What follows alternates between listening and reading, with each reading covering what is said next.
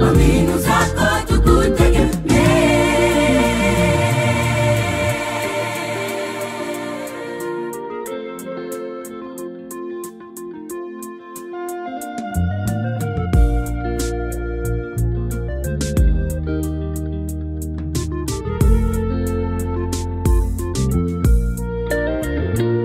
Tangu mwaka wa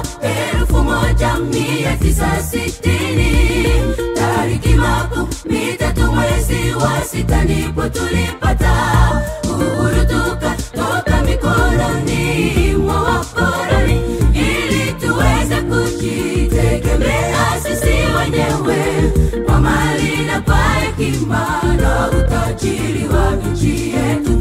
Ikageuka machozi, vita pia na kukimbia, ubaguzi wa makabila na vyama vya upinzani. Sijui ni lugha gani jameni